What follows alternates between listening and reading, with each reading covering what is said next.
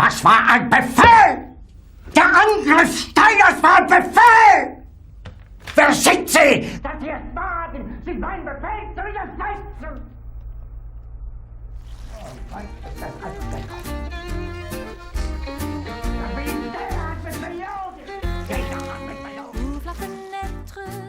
You know, I've been thinking, making a movie where you humanize Hitler is the most 4D chess, ultra instinct, double-edged, bad move I've ever heard of. It's a lose-lose situation. You either piss off everyone who hated Hitler, making them hate you for your rhetoric of making him sympathetic, or you gain the favor of a certain group of individuals who get on 4chan and constantly complain about how Hitler did nothing wrong. Worst case scenario, you do both at once, which is why it's amazing to me that Downfall exists at all. In the last few days of his life, Hitler is living in a bunker beneath Berlin and slowly dipping into insanity as the Russians advance on his position. From the perspective of his secretary, we see a story of human resilience, desperation, and the horrors of war. Spoilers, Hitler dies at the end.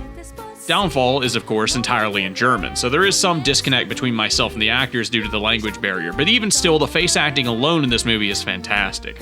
The only real bad acting in the film comes from the children, who obviously can't get into character and have a hard time reading their lines believably for something that deals with such a dark scenario.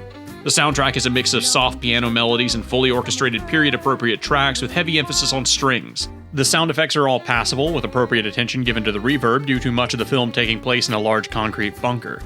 There was one scene in particular where there was a repeated sound effect that really got to me, but that's nitpicking at best.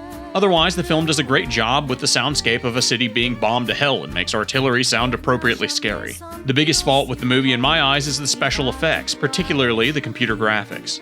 While passable for 2004, the explosions from artillery were unbelievable due to bad lighting and volumetric smoke effects just not being where they need to be for this kind of movie.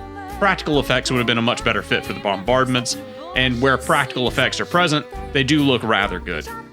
Overall, Downfall is a gut punch of a film dedicated to showing the absolute delusions of the world's most infamous madman.